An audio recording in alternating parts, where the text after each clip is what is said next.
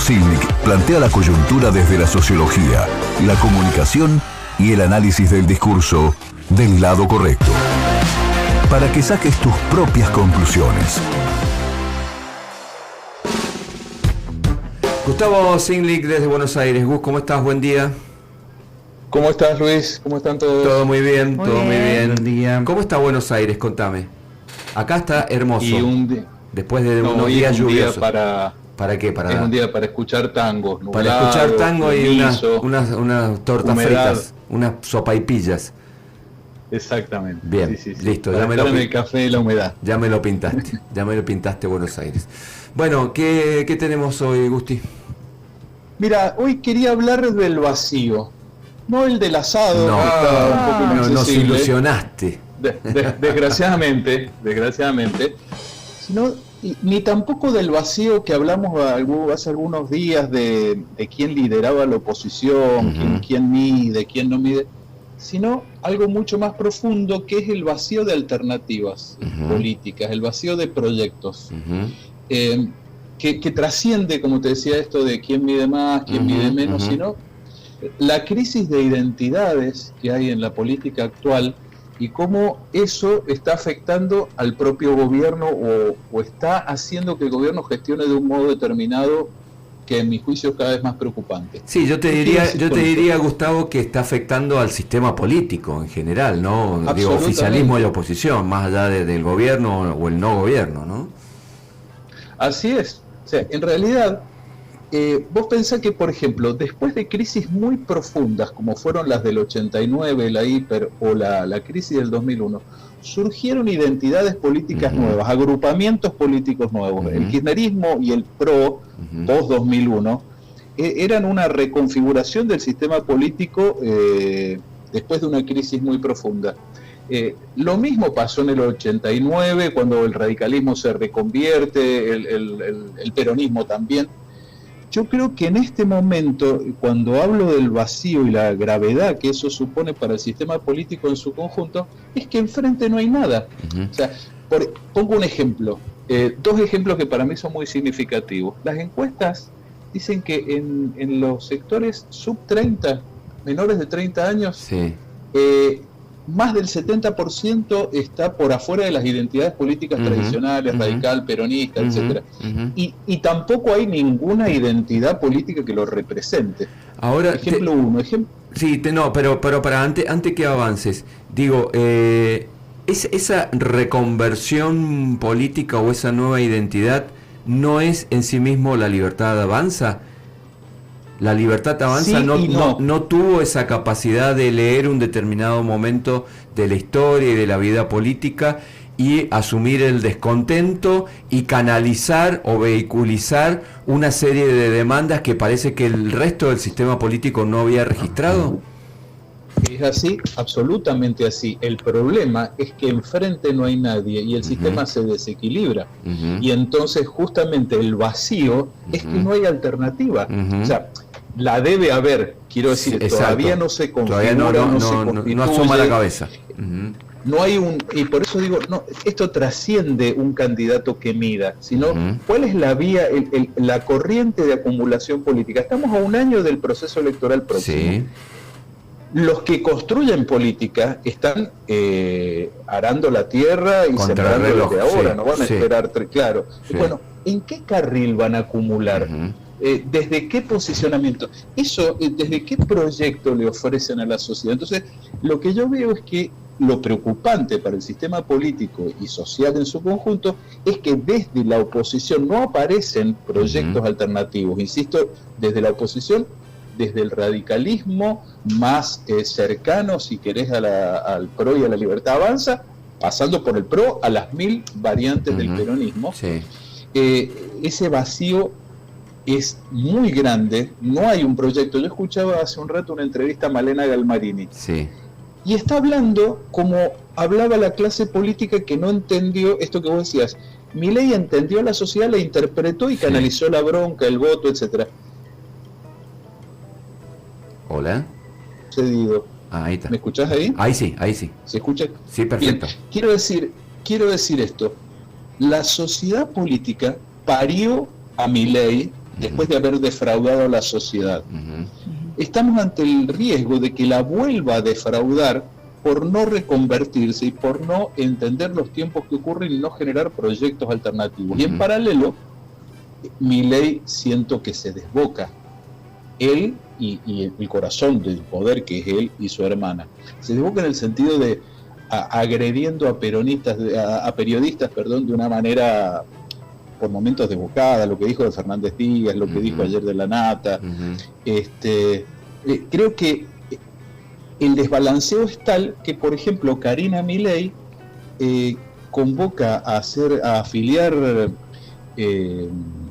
para su nuevo partido acá en Ciudad Autónoma y tiene una cola de 3.000 personas haciendo cola para afiliarse. Claro.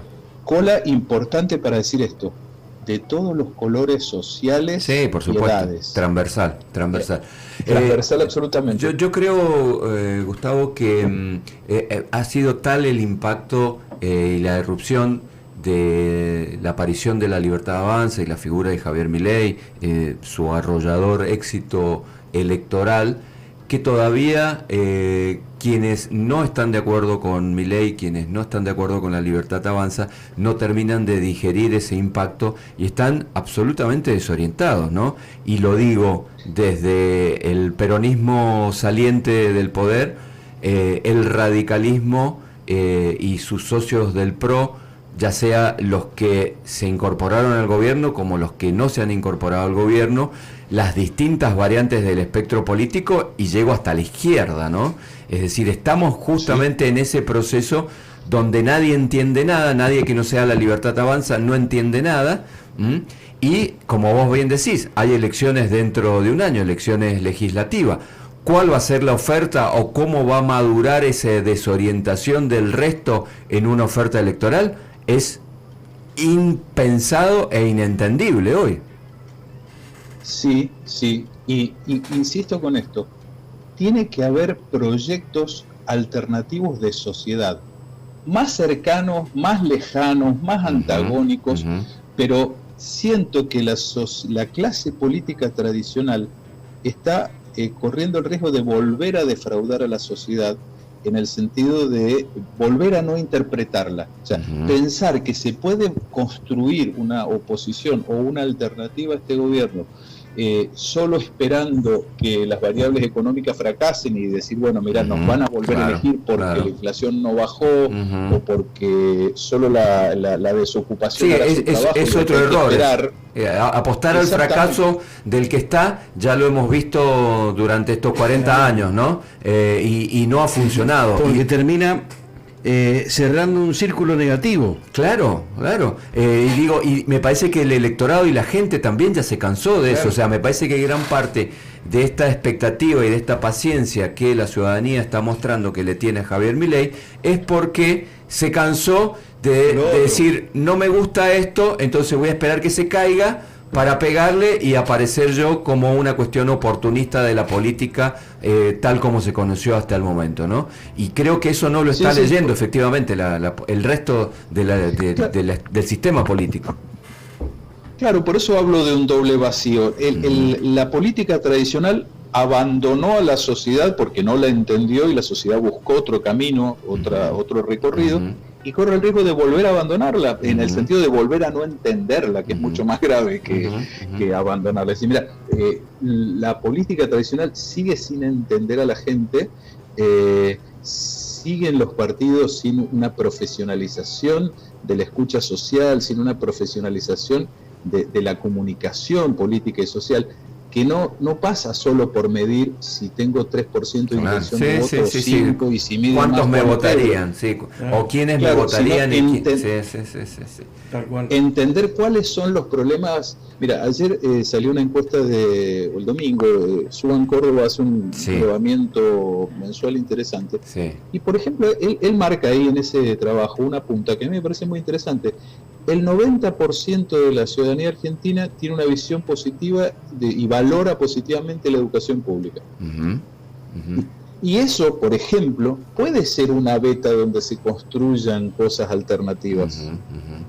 O sea, hay indicadores, si uno oculta lo que pasa en la opinión pública, y no solo con encuestas, sino focus, escucha social, bueno, todas las herramientas que existen, puede ir encontrando vetas que a lo mejor no son tan redituables así en el marketing inmediato, pero que son las puntas sobre las cuales se puede ir construyendo en el mediano y largo plazo, porque de lo contrario el desbalanceo es muy grave y si esto no va bien, como dicen muchos economistas, hasta el propio Cavallo, que empieza a encender alarmas, es muy grave la situación respecto del sistema político, en qué puede derivar. Así que bueno, plantear esa preocupación sobre los vacíos. Es interesante y veremos, si bien no falta mucho, todavía falta mucho para 2025, mediados de 2025 y mucho más para el recambio presidencial. Obviamente el gobierno está apostando todas sus fichas a la recuperación económica, a la baja de la inflación, pero justamente la recesión y la pérdida de poder adquisitivo, bueno, es algo que también en los bolsillos de todos los asalariados se está comenzando a sentir. Bueno, allí hay una puja donde de alguna manera se juega la suerte del gobierno y se juega la suerte de aquellos que hoy no están de acuerdo y que todavía no terminan de conformar una alternativa a este gobierno. Veremos y mientras tanto lo iremos analizando, Gusti, ¿te parece? Dale, perfecto. Gustavo, un abrazo, gracias.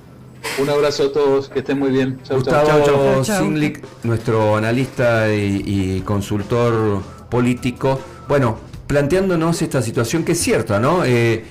Parecería que es muy fuerte la impronta del gobierno, es muy fuerte el discurso del gobierno, eso ha prendido de alguna manera en gran parte de la sociedad, pero más allá de eso no hay mucho, ¿no? Vos sabés que a raíz de esto estaba pensando algo que se cumple hoy, ¿no?